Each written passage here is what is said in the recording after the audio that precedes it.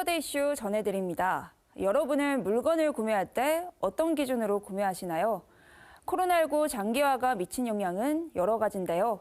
특히 개인적인 시간이 늘어나면서 현대인들의 소비 패턴이 달라졌습니다.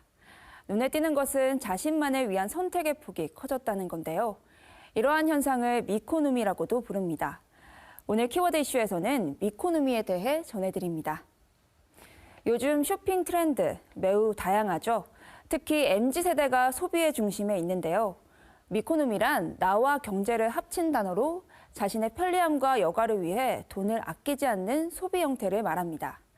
우리말로 자기중심 소비라고도 부르는데요. 미코노미의 증가는 특히 여가와 관련된 소비에서 돋보입니다.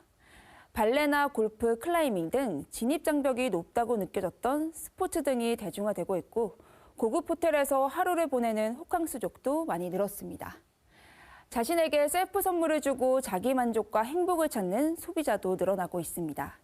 연말에는 케이크 판매율이 높아지는데요. 최근 불황이라는 말이 무색할 만큼 럭셔리 케이크들이 등장했습니다.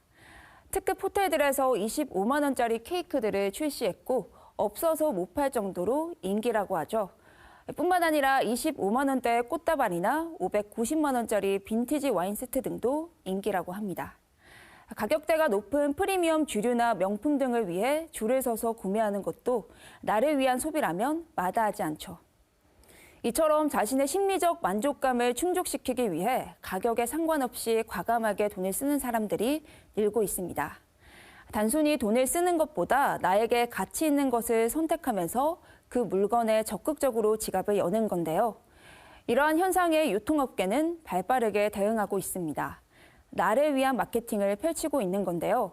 한 화장품 기업에서는 캐릭터를 이용해 위안을 주는 메시지를 담은 제품을 판매해 인기를 얻었고, 의류 브랜드에서는 획일화된 마네킹의 사이즈가 아닌 허리둘레가 더 큰 사이즈로 차별 없는 마케팅을 선보였습니다.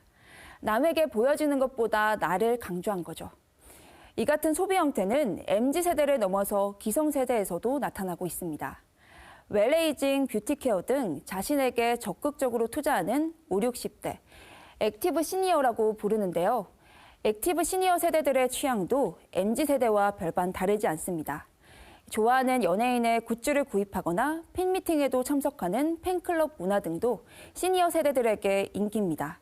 시니어 세대들은 이미 자산을 갖추고 있기 때문에 유통업계에서는 MZ세대보다 더 강력한 소비층으로 보고 있는데요. 실제로 한 조사에 따르면 시니어 산업 규모는 점차 커지는 추세입니다.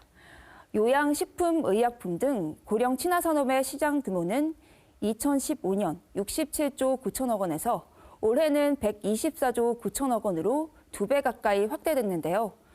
국내 백화점 3사의 연령별 소비 비율에서도 5, 60대 비중이 증가하고 있다고 조사됐습니다. 특히 미코노미를 바탕으로 한 액티브 시니어는 새로운 복지 정책의 대안으로도 제시되고 있습니다.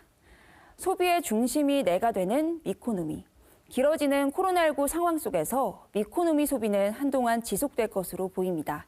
지금까지 키워드 이슈 전해드렸습니다.